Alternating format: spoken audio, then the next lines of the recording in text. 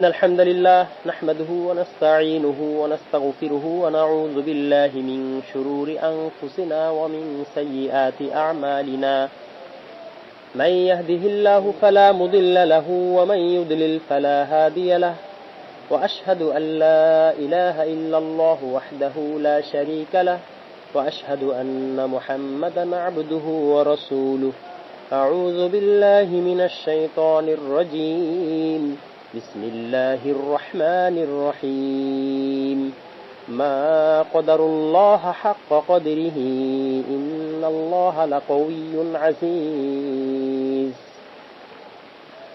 وهو الذي في السماء إله وفي الأرض إله وهو الحكيم العليم الحمد لله দারসুল ঈমানের গত পর্বে আমরা আলোচনা করেছিলাম আল্লাহ সম্পর্কে ঈমান এবং আল্লাহ সম্পর্কে সঠিক ধর্মবিশ্বাস, সঠিক আকীদা এবং আল্লাহ সম্পর্কে কিছু বাতিল আকীদা। সঠিক আকীদার পাশাপাশি বাতিল আকীদার কথা এজন্যই বলতে হয় মানুষকে যাতে সতর্ক করা যায় এবং মানুষ যাতে ভুল পথে পা না বাড়ায়, মানুষ যাতে ভ্রান্ত আকীদা পোষণ না করে এবং ভ্রান্ত আকীদা থাকলে সেটা যাতে মানুষ সংশোধন করে নেয়। আমরা জানি আল্লাহ সুবহানাহু ওয়া তাআলা মানব জাতিকে সৃষ্টির সময় এমনি ছেড়ে দেননি। তিনি তাদেরকে হিদায়াত এবং পথ নির্দেশনা দিয়ে যাচ্ছেন প্রথম থেকেই। প্রত্যেক যুগে নবী রাসূল প্রেরণ করেছেন, তাদের মাধ্যমে আল্লাহ রাব্বুল আলামিনের ইবাদত সম্পর্কে, কালিমা সম্পর্কে তিনি তাদেরকে স্পষ্ট জানিয়েছেন, হেদায়েত দিয়েছেন কিভাবে তাদের পৃথিবীতে জীবনযাপন করতে হবে। আল্লাহ রাব্বুল আলামিন এটা বলছিলেন, ফাইম্মা ইয়াতিয়ান্নাকুম মিন্নি হুদান ফামান তাবিআ হুদায়া ফালা খাউফুন আলাইহিম ওয়ালা হুম ইয়াহজানুন। আদম আলাইহিস সালামকে আল্লাহ তাআলা বললেন যে তোমরা নিচে নেমে যাও সবাই, তারপর আমার পক্ষ থেকে তোমাদের নিকট যখনই হেদায়েত পৌঁছবে, যে ব্যক্তি সেই হেদায়েতের অনুসরণ করবে তার জন্য কোনো ভয় নাই এবং চিন্তা নাই। তো এজন্য আল্লাহ সুবহানাহু ওয়া তাআলা প্রত্যেক যুগে মানুষকে হেদায়েত দিয়ে প্রেরণ করেছেন, নবী রাসূলদের মাধ্যমে আল্লাহর বাণী মানুষের কাছে পৌঁছে দিয়েছেন, কিতাব দান করেছেন। এখন আল্লাহ রাব্বুল আলামিন যে নবীদের মাধ্যমে মানুষকে হেদায়েত দান করলেন এবং পর্যায়ক্রমে তিনি মানুষকে দিক নির্দেশনা দিতে থাকলেন, তার আগেই দুইটা বিষয় খেয়াল রাখতে হবে। একটা হচ্ছে রূহের জগতে মানুষ কি করেছে, আল্লাহকে রব হিসেবে স্বীকৃতি দিয়ে এসেছে। আলাস্তু বিরব্বিকুম ক্বালু বালা। এখানেই শেষ না, আল্লাহ রাব্বুল আলামিন প্রত্যেক মানুষকে ফিতরাতের উপর সৃষ্টি করেছেন। রাসূলুল্লাহ সাল্লাল্লাহু আলাইহি ওয়াসাল্লাম এটা বলছেন, কুল্লু মাউলুদিন মা মিন মাউলুদিন ইল্লা ইউলাদু আলাল ফিতরাহ।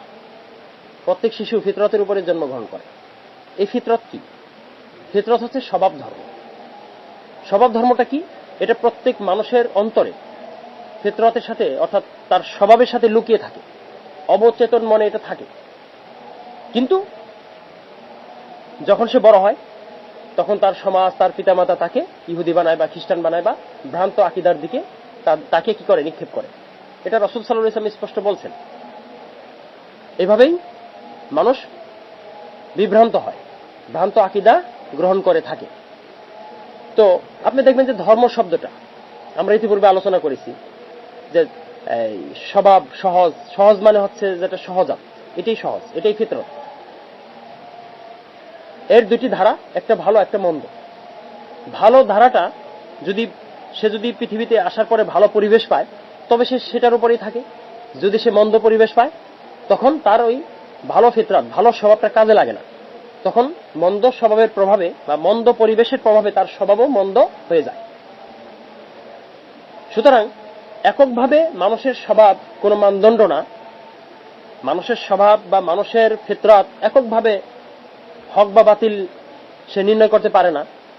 কিন্তু সে যদি ভালো কিছুর সংস্পর্শ পায় তখন সে ভালো হয়, অর্থাৎ আল্লাহর বিধানের সংস্পর্শ পায়, ইমানের সংস্পর্শ পায়, কিতাবুল্লাহ এবং সুন্নতে রাসূলের সংস্পর্শ পায়, তখন সে ভালো হয়।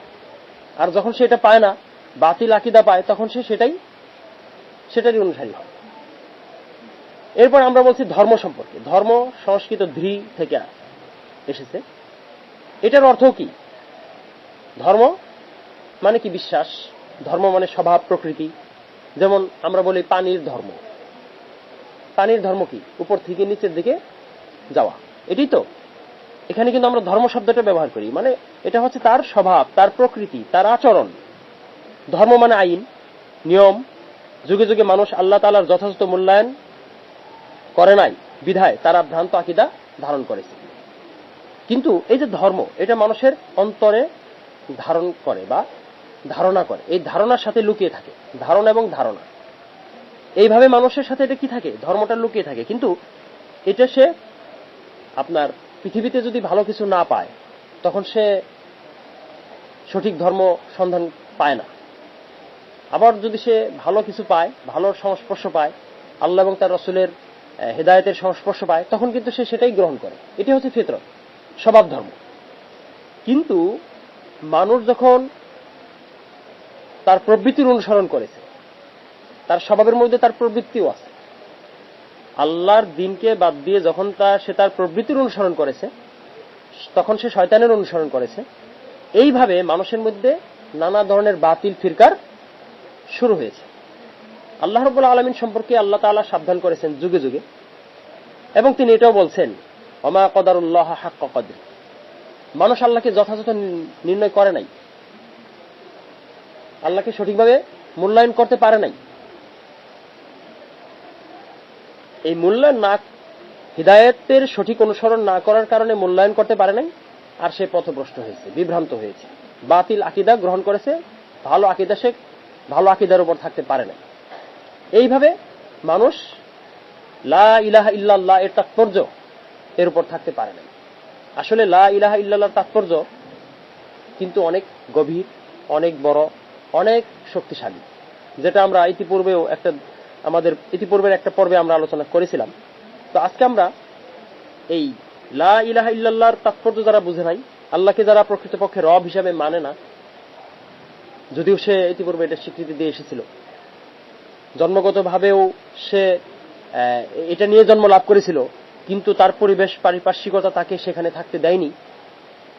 তারপরে আল্লাহকে প্রকৃত ইলাহ হিসাবে, একমাত্র ইলাহ হিসাবে সে না মেনে নানা কিছুকে সে ইলাহ হিসাবে মেনেছে। কখনো মূর্তি পূজা, কখনো কোনো ব্যক্তি, কখনো কোনো আইন কানুন, নিয়ম পদ্ধতি, কখনো কোনো ক্ষমতা, এগুলোকে মানুষ অনুসরণ করেছে। এইগুলো অনুসরণ করার প্রেক্ষিতে মানুষ আসলে প্রকৃত অর্থে সিরাতুল মুস্তাকিম থেকেই সরে গেছে। পৃথিবীর অধিকাংশ মানুষ, কিংবা যুগে যুগে বৃহৎ একটা অংশ, মানব জাতির বৃহৎ একটা অংশ সবসময় কি করেছে? অন্যায় পথে থেকেছে, বিভ্রান্তি বা বিভ্রান্তমূলক আকীদা গ্রহণ করেছে, সঠিক আকীদা থেকে বিচ্যুত হয়েছে। তো আমরা আজকে আলোচনা করব ইনশাআল্লাহ যে মানুষকে শয়তান তো বিভিন্ন যুগে বিভিন্নভাবে কুফর এবং শিরকের প্রকাশ ঘটিয়ে মানুষকে বিভ্রান্ত করে। আধুনিক যুগে বিভিন্ন ধর্ম তো আছেই, বাতিল ধর্ম তো আছেই, সে সমস্ত ধর্মের মাধ্যমেও এখনো পর্যন্ত মানুষ বিভ্রান্তির মধ্যে আছে। আবার এমন কিছু মতবাদ আছে, সেগুলোর মাধ্যমেও শয়তান মানুষকে বিভ্রান্ত করছে। শয়তান এবং শয়তানের অনুসারী যারা আছে পৃথিবীতে, যারা মানুষ শয়তান, তাদের মাধ্যমেই মূলত এই ধরনের কিছু বিষয় সমাজে ব্যাপকভাবে প্রসার ঘটে গেছে। যেমন গণতন্ত্র, সমাজতন্ত্র, ধর্মনিরপেক্ষতাবাদ, জাতীয়তাবাদ, পুঁজিবাদ, কমিউনিজম, সাম্যবাদ, এই সকল সহ অনেক কিছু, অনেক মতবাদ, অনেক সংবিধান, অনেক আইন কানুন ইত্যাদি আমরা সমাজে দেখতেছি। প্রত্যেকটা রাষ্ট্রে আমরা সংবিধান দেখতেছি, সেই সংবিধানকে মান্য করতে হয়। এটা যেন রব, এটা যেন ইলাহ, এইভাবেই তাদেরকে মানতে হয়। আমরা সেদিন এই বিষয়ে কিছুটা আলোচনা করেছি। আজকে আমরা আলোচনা করব গণতন্ত্র এবং ধর্মনিরপেক্ষতা, এটা আসলে বুদ্ধিবৃত্তিক অজ্ঞতা। কিভাবে এটা আসলে বুদ্ধিবৃত্তিক অজ্ঞতা হয়, এটা নিয়ে আমরা কথা বলব। এর আগে যেমন আমরা একটা কথা বলেছিলাম যে স্বাধীনতার নামে মানুষকে পরাধীন করেছে, দাসত্বের শৃঙ্খলা আবদ্ধ করেছে। সেটা কি? সেটা কিন্তু বুদ্ধিবৃত্তিক দাসত্ব। স্বাধীনতাটা আসলে স্বাধীনতার নামে মানুষকে বুদ্ধিবৃত্তিক দাসত্বের শৃঙ্খলা আবদ্ধ করা হয়েছে। ঠিক একইভাবে গণতন্ত্র, ধর্মনিরপেক্ষতা, বুদ্ধিবৃত্তিক অজ্ঞতা, এটা আমাদের বুঝতে হবে কিভাবে। আসেন এবার আমরা কিছুটা আলোচনা করি। প্রথমে আমরা আলোচনা করব ইনশাআল্লাহ যে আল্লাহ রাব্বুল আলামিনের পক্ষ থেকে সবকিছুই দেওয়া হয়েছে। মানুষের জীবন পরিচালনার জন্য যা কিছু দরকার, মানুষের সামগ্রিক জীবনের জন্য সবকিছু আল্লাহ রাব্বুল আলামিন দিয়েছেন, সব নবীর কাছেই দিয়েছেন। সেটার মূল কথা হচ্ছে লা ইলাহা ইল্লাল্লাহ এবং আসমানি কিতাবসমূহ, আল্লাহ তাআলার বাণী। সমাজ ও রাষ্ট্র জীবনে মানুষের যে আইন বিধান বিধিবিধান দরকার তা হতে হবে অবশ্যই আল্লাহ প্রদত্ত বা ধর্ম। ধর্মের একটা অর্থ হচ্ছে আইন। কিন্তু শয়তান যুগে যুগে কিছু নামধারী বুদ্ধিজীবী বা নামধারী দার্শনিক কিংবা তথাকথিত দার্শনিকের মাধ্যমে শয়তান মানুষকে যুগে যুগে বিভ্রান্ত করেছে। কিভাবে? তারা আসলে ধর্মনিরপেক্ষতার কথা বলে আল্লাহর নির্দেশ ও তার ক্ষমতার প্রয়োগ থেকে মানুষকে বিরত রাখতে ধর্মহীনতা মানুষের সমাজ ও রাষ্ট্র জীবনে চাপিয়ে দেওয়া হয়েছে। আর সমাজ ও রাষ্ট্র জীবনে মানুষের যে আইন বিধান দরকার তা হতে হবে ধর্মহীন। তাহলে সেটা কি হবে? সেটা হলো গণতন্ত্র, নানা মতবাদ, মানব রচিত রাষ্ট্রীয় আইন ইত্যাদি। আজকের পর্বে আমরা এই গণতন্ত্র নিয়ে কিছু কথা বলি। প্রথমত, গণতন্ত্র কি? তার আগে আমরা বলবো ধর্মনিরপেক্ষতার সাথে গণতন্ত্রের সম্পর্ক কি। ধর্মনিরপেক্ষতার কথা কি? যে ব্যক্তিগতভাবে মানুষ ধর্ম পালন করতে পারে, এটা নিছক ব্যক্তিগত বিষয়, কিন্তু সমাজ এবং রাষ্ট্র ব্যবস্থা কিংবা কোনো আইন, কোনো সংবিধান ধর্ম দ্বারা নিয়ন্ত্রিত হবে না, ধর্মের আইনে চলবে না। এটাই তো ধর্মনিরপেক্ষতার কথা। সে কিন্তু মানুষকে তার এই যে ধর্মহীন বিষয়টা, ক্ষুদ্র দৃষ্টিভঙ্গি থেকে কিছু মানুষের মাথায় যা এসেছে সেটাকে তারা চাপিয়ে দিতে চাচ্ছে। অথচ স্রষ্টার আইন মানুষের উপর চাপিয়ে দেওয়া হলে সেটা হয়তো যৌক্তিক, কিন্তু স্রষ্টার আইনকে মানুষের উপর চাপিয়ে দেওয়ার জন্য তারা সুযোগ দিবে না। বা স্রষ্টার আইন যাতে মানুষ না মানতে পারে বা সেজন্য যাতে মানুষ স্রষ্টার আইনের কাছে যাতে মানুষ আত্মসমর্পণ না করে, এই জন্য তারা বানিয়েছে কি? ধর্মনিরপেক্ষতা। এই ধর্মনিরপেক্ষতার মানে হচ্ছে যে সমাজ এবং রাষ্ট্র জীবনে বা মানব জীবনের যত আইন কানুন দরকার সেগুলো অবশ্যই ধর্ম দ্বারা হবে না, ধর্মের আইন দ্বারা চলবে না। তাহলে কি দ্বারা চলবে? মানুষের মতবাদ দ্বারা চলবে, মানুষের আইন দ্বারা চলবে, মানুষের মন মস্তিষ্কে যা আসে, মানুষের প্রবৃত্তির অনুসরণের দ্বারা চলবে, মানুষের প্রবৃত্তি যে সমস্ত আইন বানায় সেসব আইন দ্বারা চলবে। এটাই হচ্ছে গণতন্ত্র। তাহলে ধর্মনিরপেক্ষতা এবং গণতন্ত্রের মাঝে মৌলিক কোনো তফাৎ নাই, মৌলিক কোনো পার্থক্য নাই। অনেকে ধর্মনিরপেক্ষতার বিরোধিতা করেন অথচ গণতন্ত্রের পক্ষে কথা বলেন, আবার অনেকে গণতন্ত্রকে আদর্শ মনে করেন অথবা গণতান্ত্রিক রাজনীতিকে ভালো মনে করেন। অথচ এই দুটির পারস্পরিক সম্পর্ক আত্মা এবং দেহের মতো, যা আপনি যদি একটাকে পৃথক করেন তবে আরেকটা আসলে ওইভাবে থাকতে পারে না, অকার্যকর হয়ে যায়। সুতরাং ধর্ম এবং গণতন্ত্র কখনোই পৃথক হয় না। ভুল বলতেছি, ধর্মনিরপেক্ষতা এবং গণতন্ত্র কখনোই পৃথক হয় না, দুইটা পাশাপাশি চলে, একটা আরেকটার দ্বারা পরিপূর্ণতা লাভ করে বা একটা আরেকটার প্রকাশ। এই সহজ সরল কথাটা বুঝতে কোনো কষ্ট হওয়ার কথা না, এটা না বোঝার কোনো কারণ আসলে নাই। তারপরেও অনেকে এই বিষয়টা বুঝে না, তারা ধর্মনিরপেক্ষতার কথা, ধর্মনিরপেক্ষতার বিরোধিতা করে কিন্তু গণতন্ত্রের বিরোধিতা করে না। আসলে ধর্মনিরপেক্ষতা যে একটা গণতন্ত্র আর গণতন্ত্র যে একটা ধর্মনিরপেক্ষতা, এই বিষয়টা না বোঝার কোনো কারণ আসলে নাই। আপনি দেখেন, দ্বিতীয়ত যে গণতন্ত্রের শাব্দিক অর্থ কি? গণতন্ত্র জনগণের আইন বা জনগণের শাসন বা মানুষের আইন বা মানুষের শাসন, মানুষের কর্তৃত্ব। এখানে মানুষের শাসন বা মানুষের কর্তৃত্ব এটা কি বিষয়, কি বোঝাচ্ছে তারা?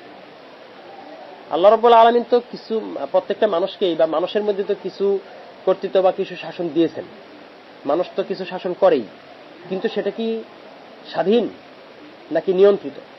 আল্লাহর বিধান দ্বারা সেটা অবশ্যই নিয়ন্ত্রিত। এখন তারা সে অর্থে এটা বলে না, তারা মনে করে একেবারে চূড়ান্ত মানুষ যেটা মনে করবে সেটাই হতে হবে। কিন্তু এটা মনে করতে গিয়ে তারা আসলে কত পার্সেন্ট মানুষের কথা বলে? যেমন আমরা মনে করতে পারি যে একজন মানুষ বা কয়েকজন মানুষও গণ, গণ বলতে একজন মানুষ বা কয়েকজন মানুষকেও বোঝায়, তাই না? শাব্দিক অর্থে তো তাই বোঝায়, যদিও এটা আসল অর্থ না, বা এটাই আকাঙ্ক্ষা না, প্রকৃত আকাঙ্ক্ষা না। তাহলে মানুষের আইন, মানুষের শাসন, এটা দ্বারা একজন মানুষের শাসনও বোঝাচ্ছে। তার অর্থ পৃথিবীতে আগে যে রাজতন্ত্র ছিল, স্বৈরতন্ত্র ছিল, এখনো যেরকম রাজতন্ত্র স্বৈরতন্ত্র আছে, সেটা যদি একটা দেশ চলে এক ব্যক্তির কথা, এমনও আছে, তাহলে তো সেটাও গণতন্ত্র, তাই না? সেটাও এক ধরনের গণতন্ত্রই। সেটা তো গণতন্ত্রের বাইরে না, কারণ ওটা তন্ত্র হবে হয় স্রষ্টার, নয় হবে মানুষের। এখন কিছু মানুষের বা একজন মানুষের যদি তন্ত্র হয়, সেটাও তো গণতন্ত্র। তাহলে সেটা অবশ্যই স্রষ্টার বিধান না, সঠিক বিধান না, সেটা মানুষের ক্ষুদ্র দৃষ্টিভঙ্গির আলোকে একজন ব্যক্তি শাসন করে বা একজন ব্যক্তি আইন তৈরি করতেছে সেটা। তাহলে আমরা এখানে দেখতেছি যে মানুষের আইন এবং শাসন, এক ব্যক্তির আইন শাসনকেও মানুষের শাসন হিসেবে বলা হয়। আধুনিক যুগেও এমন অনেক দেশ আছে যেখানে গণতন্ত্রের নামে এক ব্যক্তির শাসন চলে। তাহলে সেটা কি? সেটা কি? সেটা রাজতন্ত্র, স্বৈরতন্ত্র যাই বলেন, সেটা অবশ্যই গণতন্ত্র এই অর্থে। আচ্ছা, এরপরে যদি আপনি বলেন যে না, কিছু মানুষের আইন এবং কিছু মানুষের শাসন, যেটা বর্তমান পৃথিবীর প্রায় সারা পৃথিবীতেই চলতেছে, এটা প্রাচীনকালেও ছিল, এমনকি অতীতে অনেক রাজতান্ত্রিক দেশেও কিছু মানুষের শাসন ছিল। ফেরাউন তো একা শাসন করত না, তার একটা পরিষদবর্গ ছিল, যেমন বর্তমানে পার্লামেন্ট আছে। তাহলে এরূপ কিছু মানুষের শাসন সকল মানুষের উপর চাপিয়ে দেওয়া হয়েছিল, কিছু মানুষের আইন সকল মানুষের উপর চাপিয়ে দেওয়া হয়েছিল। এখন তারা যদি ভালো হইতো তাহলে এক কথা ছিল, কিন্তু তারা যখন মন্দ, তখন তো এটা একটা দুষ্ট চক্র। এটা কি? এটা কিছু দুষ্ট লোকের আইন, কিছু দুষ্ট লোকের শাসন, যেটা বর্তমান পৃথিবীর প্রায় সব জায়গায় আছে। কিছু দুষ্ট লোকের শাসন গণতন্ত্রের নামে চলতেছে। এখন কিছু মানুষ করলে কি সেটা জনগণ হয়, মানুষ হয়? আসলে না। আপনি সেটা প্রকৃত অর্থে সেটা জনগণ না, সেটা মব। যেমন বলা হয় গণধর্ষণ, যেমন বলা হয় গণডাকাতি, হ্যাঁ, যেমন বলা হয় আপনার গণতন্ত্র। এরকমই একটা বিষয় যে যেখানে আসলে সকল মানুষের শাসন চলে না, সকল মানুষের আইনও নাই, কিছু দুষ্ট লোকের শাসন, কিছু দুষ্ট লোকের আইন। তারা কি করতেছে? ওই যে গণধর্ষণ যেভাবে বলা হয়, গণডাকাতি যেভাবে বলা হয়, গণপিটুনি যেভাবে বলা হচ্ছে, ঠিক এটাও কি এই গণতন্ত্র ওরকম। যদি এমন না হইতো, তাহলে আপনি দেখেন আপনার সারা পৃথিবীতে বর্তমান অবস্থা। আমেরিকাতে কি আসলে গণতন্ত্র আছে? হ্যাঁ, আমেরিকাতে হয়তো বা জনগণের ভোটে প্রেসিডেন্ট নির্বাচিত হয়, এটা মানলাম। এটাও আবার সংখ্যা গরিষ্ঠ না। বেশিরভাগ আমেরিকার প্রেসিডেন্টই মানে বেশিরভাগ জনগণের দ্বারা নির্বাচিত হয়নি। 50% কম জনগণ তাকে ভোট দিয়েছে। ক্ষেত্র বিশেষে হয়তো কখনো কাউকে একটু বেশি ভোট দিয়েছে, কিন্তু সেটাও সকলের না, অধিকাংশের না। হ্যাঁ, সুতরাং আপনার যদি কিছু দুষ্ট লোকের দ্বারা আইন কানুন তৈরি করা হয়, শাসন করা হয়, তখন সেটাকে আসলে গণতন্ত্র বলা যায় না। তারা যে গণতন্ত্রের কথা বলে, সেটা এরকমই বোঝায় যে জনগণের আইন, জনগণের কর্তৃত্ব, জনগণের শাসন। আসলে কিন্তু তা না, সেটা হচ্ছে কিছু দুষ্ট লোকের, যেটাকে আমরা মব বলতে পারি, গ্যাং বলতে পারি। তো আমেরিকা বা এরকম কিছু কিছু দেশে যদিও প্রতিনিধি নির্বাচিত হয় মোটামুটি জনগণের ভোটে, সেখানে কিছুটা ভোট ব্যবস্থা আছে, কিন্তু তারা ভোট পাওয়ার পরে জনগণের কথা কি শুনে? জনগণের মতামত নিয়ে কি তারা দেশ চালায়? তারা কয়বার গণভোট দিল? তারা কয়বার 5, 10, 15 বছরে কয়বার গণভোট দিচ্ছে আপনি দেখেন? দেয় নাই। এই যে ফিলিস্তিনি শুনিয়ে আমেরিকার জনগণ যেভাবে ফুঁসে উঠছে ইসরায়েলের গণহত্যার বিরুদ্ধে, তাদেরকে দমন করা হয়েছে। কেন দমন করা হইল? ইসরায়েলের ভিতরেও কি আছে? এই গণহত্যার বিরুদ্ধে আন্দোলন হচ্ছে, সারা পৃথিবীতে হচ্ছে, কেউ কি শুনতেছে এটা? তাহলে জনগণের আকাঙ্ক্ষার বাস্তবায়ন কোথায়? নাই।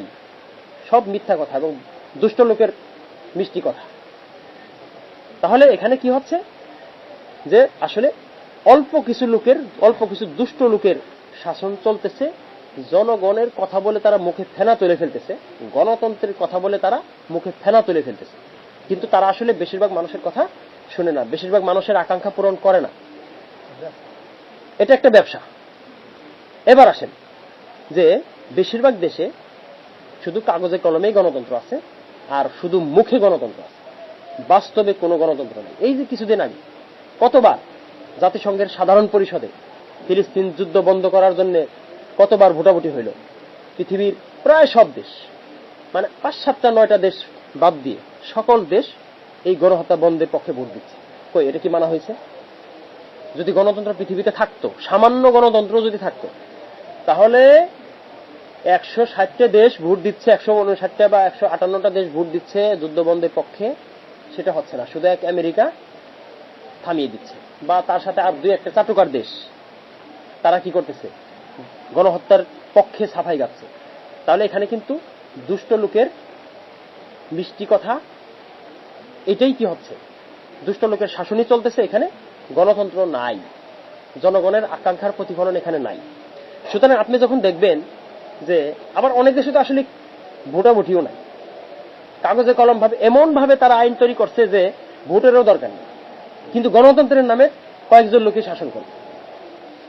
তাহলে এটা এক ধরনের ডাকাতি না?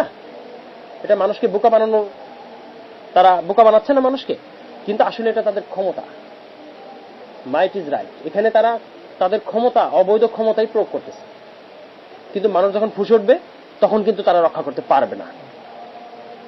তো যাই হোক, আমরা দেখতেছি যে পৃথিবীতে আসলে জনগণের কোনো ম্যান্ডেট নিয়ে তারা কিছু করে না, জনগণের ইচ্ছা আকাঙ্ক্ষার বিপরীত কাজই তারা সবসময় করে আসতেছে। সুতরাং এটা গণতন্ত্র না, তাদের ভাষায় এটা গণতন্ত্র, তারা যে ভাষায় তথাকথিত গণতন্ত্রের কথা বলে এটা সেটাও না।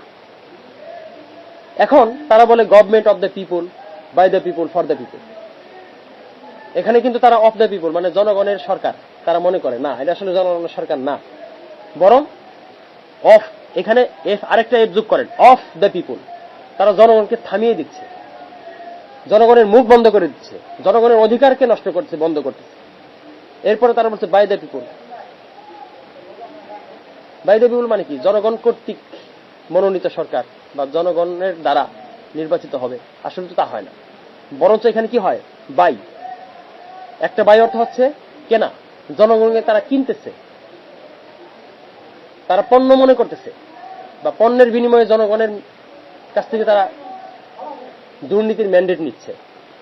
এরপরে কি, বাই দ্য পিপুল। আরেকটা বাই আছে, মানে গুড বাই, বিদায়। ভোট পাওয়ার পরে জনগণের কাছ থেকে বিদায় নিয়ে নিচ্ছে, জনগণের কথা আর দরকার নাই, কারণ সে তো ক্ষমতা পেয়ে গেছে, তার তো আর জনগণের দরকার নাই, জনগণের আকাঙ্ক্ষা এখানে কি, কিচ্ছু না। এরপরে বলছে ফর দ্য পিপুল। আসলে কি জনগণের জন্য তারা কিছু করে না, বরঞ্চ ফরের জায়গায় আপনি ওর জায়গায় এ লাগান, ফর দ্য পিপুল। যত পারো জনগণ থেকে দূরত্ব বজায় রাখো, এটাই চলতেছে বর্তমানে। তারপরেও জনগণকে তারা বোকা বানিয়ে রাখতেছে। আসলে এটা ক্ষমতার জোরে তারা রাখতেছে। পৃথিবীতে কোন জায়গায় কি গণতান্ত্রিক উপায় প্রতিষ্ঠিত হয়েছে, নাকি ক্ষমতার মাধ্যমে জোর যার মূল্যক তার, এইভাবে প্রতিষ্ঠিত হয়েছে? তারা গণতন্ত্রের নামে, গণতন্ত্র প্রতিষ্ঠা করার জন্য সারা পৃথিবীতে হত্যাকাণ্ড চালিয়েছে, গণহত্যা চালিয়েছে। গণহত্যার পরে দেশ দখল করেছে, দেশ দখল করার পরে নির্যাতন করেছে, নির্যাতন করে শোষণ করেছে। এরপরে হঠাৎ করে শিক্ষা দিয়েছে কি, ও তোমরা স্বাধীনতা আন্দোলন করো, গণতান্ত্রিক উপায় আন্দোলন করো। এইভাবে তারা কি করেছে, মানুষকে গণতন্ত্রের কথা বলে আসলে মানুষকে তারা ধোঁকা দিয়েছে। ক্ষমতা তাদের হাতেই আছে, আর যাদেরকে তারা বসিয়ে গেছে তারাও তাদের থেকে আরো বেশি খারাপ। মানে এমন দালালদেরকে তারা এখানে রাষ্ট্রের প্রধান বানিয়েছে, বা এখনো পর্যন্ত প্রত্যেকটা নামধারী গণতান্ত্রিক দেশে যে সমস্ত যারা ক্ষমতাবান শাসক গোষ্ঠী, তারা আরো বড় খারাপ, তারা আরো বেশি শোষণ করে, তারা জনগণকে আরো বেশি গণহত্যা চালাচ্ছে। কিন্তু ওই যে তারা America, Britain, European union, India, তাদের চাটুকারিতা করার কারণে তারা টিকে আছে। এইভাবেই চলতেছে সারা পৃথিবীতে, এইভাবেই চলতেছে। হ্যাঁ, সুতরাং এটা হচ্ছে একটা অপকৌশল, যাতে পৃথিবীর সকল মানুষকে বন্দী করে রাখা যায়। এই কথা গণতন্ত্র, স্বাধীনতা এগুলোর কথা বলে যাতে মানুষকে তাদের অধিকারকে সম্পূর্ণভাবে অধিকার থেকে বঞ্চিত করা যায়, এজন্য তারা এই ধরনের কিছু কৌশল, কিছু শব্দ তারা প্রয়োগ করে। এটাই হচ্ছে বাস্তবতা। জনগণ মুষ্টিমেয় দুষ্ট চক্রের নির্যাতনে নিষ্পেষিত। আচ্ছা, এবার আসেন গণতন্ত্রের নামে অধিকাংশ মানুষ বা সকল মানুষের আইন ও শাসন। আসলে গণতন্ত্রের কোনো বাস্তবতা নাই। তারা যদি জনগুরুত্বপূর্ণ সকল বিষয়ে গণভোটের ভিত্তিতে সিদ্ধান্ত নিত, তাহলে তখন অনেক ক্ষেত্রে অধিকাংশের মতামত বা আকাঙ্ক্ষার বাস্তবায়ন হইত। অনেক ক্ষেত্রে হয়তো তখন গণভোটের মাধ্যমে জন আকাঙ্ক্ষার বাস্তবায়ন হতে পারত, কিন্তু সেটা তারা করে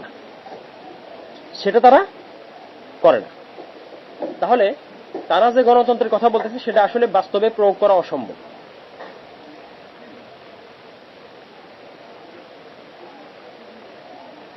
এবার তারা যদি এই গণভোটের মাধ্যমে এই কাজ করত, তবে তারা তো অনেক জন আকাঙ্ক্ষা পূরণ করত, কিন্তু সেটা তারা করতেছে না, করবেও না কোনোদিন। কেন করবে? তাহলে তো তাদের সাথে আর ফিরআউনের কোনো পার্থক্য থাকতো না। এখন ফিরআউন এবং তাদের মধ্যে কোনো পার্থক্য নাই, বাস্তবেই কোনো পার্থক্য নাই। আগে রাজতন্ত্র, স্বৈরতন্ত্র এই শব্দগুলো হইতো, বা রাজা হইতো, এখন হয়তো কি, এখন নাম হচ্ছে গণতন্ত্র। কোনো পার্থক্য নেই। স্বৈরতন্ত্র রাজতন্ত্রের মধ্যে, গণতন্ত্রের মধ্যে আসলে কোনো পার্থক্য নাই। মূলত জনগণের নামে রাজাই শাসন করে, অন্য কেউ শাসন করে না। দুর্বলেরই এখানে সমস্যা, দুর্বলেরই নিষ্পেষিত হচ্ছে, আর বড় লোক এখানে বড় হচ্ছে, বড় লোক এখানে ক্ষমতাবান হচ্ছে। সুতরাং এটা একটা জঘন্যতন্ত্র, এটা আমাদের মাথায় রাখতে হবে। গণতন্ত্রের ভালো কি আছে? এতে কি ভালো কিছুই নেই? এই প্রশ্ন আসবে অবশ্যই। এই কথা বলার আগে আমি যেটা বলবো সেটা হচ্ছে যে মানব জাতির শুরু থেকেই কিছু ভালো জিনিস মানব জাতির সাথে এটা জন্মগতভাবে আছে। যেমন সততা, ন্যায়পরায়ণতা, পরোপকার, বীরত্ব, দয়া, সহমর্মিতা, নম্রতা, বিনয়, এই বিষয়গুলো ভালো জিনিস। এটা কিন্তু গণতন্ত্রের না, এটা বুঝতে হবে। গণতন্ত্র কি করছে? এগুলোকে ধার করছে যাতে মানুষকে সে বোকা বানাইতে পারে। তার মধ্যে যে খারাপ দিকটা আছে, সেই খারাপ দিকটাকে সে যাতে মানুষের কাছে ভালোভাবে উপস্থাপন করতে পারে, এই জন্য সে কি করছে? এই ভালো জিনিসগুলোকে সে বলে, যদিও সেগুলো করে না, কিন্তু এগুলো সে করলে গণহত্যা বন্ধ করত। এগুলো সে করলে পৃথিবীর প্রান্তে প্রান্তে গণহত্যা চলতেছে, সেগুলো তারা বন্ধ করত, কিন্তু গণতন্ত্রের নামে তারা সেগুলো করতেছে। সুতরাং এখানে আমরা দেখতেছি যে এটা ইসলামের বিষয়গুলো বা আল্লাহর পক্ষ থেকে আগত ভালো বিষয়গুলোর কিছু বিষয় তারা গ্রহণ করেছে, বা কিছু বিষয়কে তারা তাদের বলি হিসাবে তারা গ্রহণ করছে। এটা বাস্তবে তারা আসলে এটা মানে না। ইসলামেই সবকিছু আছে, ইসলামেই এই বিষয়গুলো, সব ভালো বিষয় ইসলামের মধ্যেই আছে। সুতরাং প্রকাশ্যে তারা এই সমস্ত বিষয় বলে, কিন্তু আসলে তারা এটা করে না, এটা তারা মানে না নিজেরাও। তাহলে গণতন্ত্রের মধ্যে যে ভালো বিষয় যেগুলো আছে বলা হয়, সেগুলো আসলে তার না, সেগুলো আসলে তাদের বুলি, যেগুলো ইসলামের কাছ থেকে তারা নিয়েছে। এরপরে অনেক ইসলামপন্থী তাদের এরূপ প্রচারে প্রভাবিত হয়ে তারা মনে করে যে ইসলাম এবং গণতন্ত্র প্রায় একই, বা ইসলামের বিধান গণতন্ত্রের বিধানের সাথে সামঞ্জস্যপূর্ণ, কিংবা গণতন্ত্রের মাধ্যমে ইসলাম প্রতিষ্ঠা করা যায়। এই যে ধরনের কিছু কিছু কথা, যেগুলোর সাথে সত্যের সাথে কোনো সম্পর্ক নেই, এগুলো তারা কিছু মানুষের চটক কথায় প্রভাবিত হয়ে তারা বলতেছে, এগুলোর সাথে সত্যতার কোনো সম্পর্ক নেই। তো আবার অনেকে ইসলামী গণতন্ত্র বানিয়েছে, অনেক ইসলামী শিরক হইতে পারে, ইসলামী কুফর হইতে পারে, ইসলামী জেনা ব্যভিচার হইতে পারে, ইসলামী সুদ হইতে পারে। তাহলে ইসলামী গণতন্ত্র কি করে হবে? সুতরাং আমরা কি করব? এই বিষয়গুলো সম্পর্কে আমাদের স্পষ্ট ধারণা রাখতে হবে যে আমরা যখন ঈমানের কথা বলি, লা ইলাহা ইল্লাল্লাহর বাস্তবায়নের কথা বলি, তখন আমাদেরকে অবশ্যই এই বিষয়গুলো ভালো করে চিন্তা করে দেখতে হবে যে আসলে আমরা কি বলতেছি, কি ভাবতেছি। আমাদের চিন্তার জগৎ কি এতই আবদ্ধ হয়ে গেল এটা আবদ্ধ হলে তো চলবে না। তাহলে ঈমান, ইসলাম, দ্বীন, লা ইলাহা ইল্লাল্লাহর সাথে গণতন্ত্রের সংঘর্ষ এবং দ্বন্দ্ব কোথায়? প্রথমত হচ্ছে মানুষকে আল্লাহ থেকে, ঈমান থেকে দূরে সরিয়ে রাখার জন্যই মানুষ মানুষের দাসত্ব করে বা মানুষ মানুষের পূজা করে। আর আল্লাহ তাআলা এইটা যাতে মানুষ না করে এটাই আহ্বান করেছে, তাআলাউ ইলা কালিমাতিন সাওয়াইন বাইনানা ওয়া বাইনাকুম। এই যে আহ্বান, যে আসো এমন একটা কালিমার দিকে যেটা আমাদের এবং তোমাদের জন্য একই হওয়া উচিত। সেটা কি? আল্লাহ না'বুদা ইল্লাল্লাহ, আমরা আল্লাহ ছাড়া কারো ইবাদত করব না, মানে আল্লাহ ছাড়া কারো হুকুম মানব না, কারো ইবাদত উপাসনা করব না। ওয়ালা নুশরিকা বিহি শাইয়ান, তার সাথে কাউকে শরীক করব না। ওয়ালা ইয়াত্তাখিযা বা'দুনা বা'দান আরবাবাম মিন দুনিল্লাহ, এবং আমরা একে অপরকে আরবাব হিসাবে, আল্লাহকে বাদ দিয়ে আরবাব হিসাবে গ্রহণ করব না, রব হিসাবে গ্রহণ করব না, বাতিল রব হিসাবে গ্রহণ করব না। আপনি দেখেন গণতন্ত্রের নামে একজন আরেকজনের রব হচ্ছে, কিছু লোক বিশাল জনগোষ্ঠীর রব হয়ে যাচ্ছে, ইলাহ হয়ে যাচ্ছে। তারা যেটা বলবে সেটাই আইন। অথচ এটা কি সঠিক না ভুল? সেই তো সঠিক নাই, তাদেরই তো সঠিক চিন্তা করার সামর্থ্য নাই। তারা যেটা বলবে সেটা কি মানদণ্ড? কিছু লোক যেটা বলবে সেটা কি মানদণ্ড? না। তাহলে এটা লা ইলাহা ইল্লাল্লাহর তাৎপর্যের সম্পূর্ণ বিপরীত। 2 নাম্বার কি? আল্লাহকে যারা যাবতীয় সৃষ্টির স্রষ্টা মানে, তারা আকাশে আল্লাহকে ইলাহ হিসাবে ঠিকই মানে, কিন্তু জমিনে তাকে মানে না। গণতন্ত্র ও মানবরচিত মতবাদ আইন যারা মানে, তাদের উদ্দেশ্যেই আল্লাহ রাব্বুল আলামিন বলতেছে, যারা আল্লাহকে আসমানে ইলাহ হিসাবে মানে, জমিনে যারা মানে না, মানে আসমানের সকল কর্তৃত্ব আল্লাহর, জমিনের সকল কর্তৃত্ব আল্লাহর, এটা মানে না, কিন্তু ওইটা মানে। আল্লাহ তাআলা বলছেন যে ওয়াহুয়াল্লাযী ফিস সামাই ইলাহু ওয়া ফিল আরদি ইলাহ, আর তিনি আল্লাহ যিনি আসমানে ইলাহ, তিনি জমিনেও ইলাহ। আসমানে যদি তার কর্তৃত্ব চলে, জমিনেও তারই কর্তৃত্ব চলবে, অন্য কারো চলবে না। তারপরে আপনি দেখবেন যে পৃথিবীর সবাই, এমনকি নাস্তিকরাও, প্রকৃতির যে আইন আছে, প্রাকৃতিক যে আইন আছে সেটাকে মেনে চলে। কেউ কিন্তু ইচ্ছাকৃত আগুনে হাত দেয় না, দেয় কি? দেয় না। তাহলে এই প্রকৃতি, এই আইন আমি মানতেছি আমার স্বার্থে, বাহ্যিক স্বার্থে, কিন্তু আমার তো অন্তর্নিহিত স্বার্থও আমাকে বুঝতে হবে, আধ্যাত্মিক স্বার্থও আমাকে বুঝতে হবে, যে আমার সৃষ্টির উদ্দেশ্য আমাকে বুঝতে হবে, যে আল্লাহ তাআলা কেন প্রেরণ করছেন। তাহলে এখানে অবশ্যই আমাকে কি করতে হবে? যে আল্লাহ রাব্বুল আলামিনের যে আইন, সেটাও মানতে হবে দুনিয়াতে। এখন আমি প্রাকৃতিক আইন মানি আমার ক্ষুদ্র স্বার্থকে রক্ষা করার জন্য, তাহলে আমি আমার বৃহৎ স্বার্থকে, দুনিয়া এবং আখিরাতের যে মুক্তির যে বৃহৎ স্বার্থ, আমি সেটাকে জলাঞ্জলি দেওয়ার জন্য আমি কিভাবে মানবরচিত আইন মানব, কিভাবে আমি গণতন্ত্র মানব? এ তো মানতে পারি না। এর ফলে মানুষ কি হয়? মানুষের প্রভু হয়ে বসে। আর কিছু মানুষ, বেশিরভাগ মানুষ কিছু মানুষের দাসত্ব করে। আসলে এর মাধ্যমে তারা কিছু মানুষেরই পূজা করতেছে, কিছু মানুষকে রব এবং ইলাহ হিসেবে মানতেছে। সুতরাং মূর্তির সামনে মাথা নত করার চেয়ে স্বেচ্ছায় তার মতো কোনো মানুষের আইনের আনুগত্য করা কম কথা না। মূর্তির সামনে মাথা নত করা যেরকম, ঠিক এটাও তো সে নিজের নফসেরই দাবিদারি করলো, নিজেরই দাসত্ব করলো, কারণ মূর্তি তো সে নিজেই বানিয়েছে। ঠিক একইভাবে আইন তো আমি নিজেই বানাচ্ছি, তাহলে আমি আবার আমার আইনের আনুগত্য কিভাবে করি? তার অর্থ হচ্ছে যে মূর্তি পূজা করা যেমন আল্লাহর আইন ছাড়া নিজের তৈরি করা বা কিছু মানুষের আইন মানাও তেমনি একই রকম শিরক। একটা হলো ওয়ালা ইউশরিকু বিইবাদাতি রাব্বিহি আহাদা, আল্লাহ তার ইবাদতে কাউকে শরীক করেন না। আরেকটা হলো ওয়ালা ইউশরিকু ফি হুকমিহি আহাদা, ওয়ালা ইউশরিকু ফি হুকমিহি আহাদা, আল্লাহ কাউকে তার হুকুমে, বিধানে শরীক করেন না। এটাও তো আমাকে বুঝতে হবে, তাই কি না? এরপরে আসলে মানুষের জ্ঞান, মানুষের মেধা, মানুষের বুদ্ধি, বিবেক, এটা কিন্তু সীমাবদ্ধ। মানুষ সবকিছু ভালো বা মন্দ এটা নিজে কি করতে পারে না, বিচার করতে পারে না, সিদ্ধান্ত সে দিতে পারে না। তার একটা সীমাবদ্ধতা আছে, মানুষের জ্ঞান বুদ্ধির একটা সীমাবদ্ধতা আছে। সুতরাং সীমাবদ্ধ যে সে তো আইন তৈরি করতে পারে না মানুষের জন্য, গণমানুষের জন্য সে কিভাবে আইন তৈরি করবে? তবে আল্লাহ তাআলা যে আইন দিয়েছেন সে আইনের ভিত্তিতে আমাকে কিছু প্রয়োজনীয় সিদ্ধান্ত নেওয়ারও ক্ষমতা দিয়েছেন, সেগুলো আমরা করব। সেসব নিয়ম আমরা করব যেগুলো আল্লাহ তাআলা অনুমতি দিয়েছেন, যেগুলো শরিয়া বিরোধী না, সেগুলোতে সমস্যা না। আমি বলতেছি যে আইনের মূলনীতি যেগুলো মানে স্রষ্টাই দিতে পারে, আর কেউ দিতে পারে না। সৃষ্টিদার আইন তার, সৃষ্টিদার আইন তার। আলা লাহুল খালকু ওয়াল আমর, যিনি সৃষ্টি করেন বিধান তারই হবে, আইন তারই হবে, এটাই বাস্তব। আপনি দেখেন পৃথিবীতে কেউ কোনো মেশিন আবিষ্কার করলে সেটা আবিষ্কারকের নিয়মেই চলে।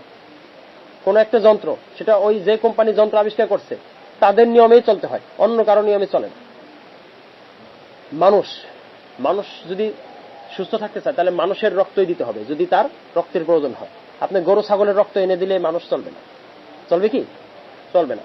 সুতরাং যেটা মানুষের জন্য স্রষ্টা প্রযোজ্য মনে করেছেন সেটাই আপনাকে আনতে হবে, অন্য কিছুকে এখানে প্রয়োগ করার কোনো সুযোগ নাই। আপনি যদি সেটা করেন তবে সেটা কি করতে হবে? আপনি যদি সেটা অন্য কিছু প্রয়োগ করতে চান তবে সেটা কি হবে না? যথাযথ হবে না, সেটা ভুল হবে, সেটা অন্যায় হবে। আসলে স্রষ্টা এবং সৃষ্টির অন্যতম পার্থক্যই হচ্ছে স্রষ্টা নিজের জন্য আইন তৈরি করতে, স্রষ্টা সৃষ্টির জন্য আইন দেয়, সৃষ্টি নিজের জন্য আইন তৈরি করতে পারে না। এবং এটা খুব গুরুত্বপূর্ণ একটা বিষয়। এবং এটার উপরেই মানব সভ্যতা প্রাকৃতিক আইনে যেভাবে টিকে থাকে, মানব সভ্যতা যদি পৃথিবীতে উপকার পেতে চায় তবে অবশ্যই তাদেরকে নিজের মন গড়া আইন বাদ দিয়ে স্রষ্টার আইনের দিকেই আত্মসমর্পণ করতে হবে। আর এইভাবেই মানুষ প্রকৃত সফলতা অর্জন করতে পারে। আল্লাহ রাব্বুল আলামিন আমাদের সবাইকে যথাযথভাবে আল্লাহর যে দিন এবং ইসলামের যে মূল কথা সেটা উপলব্ধি করার তৌফিক দান করুন। প্রকৃতপক্ষে আমাদেরকে আল্লাহর কাছে আত্মসমর্পণ করার তৌফিক দান করুন এবং লা ইলাহা ইল্লাল্লাহর তাৎপর্য জীবনের সকল ক্ষেত্রে প্রয়োগ করার তৌফিক দান করুন। আমিন। সুবহানাকাল্লাহুম্মা বিহামদিকা আশহাদু আল্লা ইলাহা ইল্লা আনতা আস্তাগফিরুকা ওয়া আতুবু ইলাইক।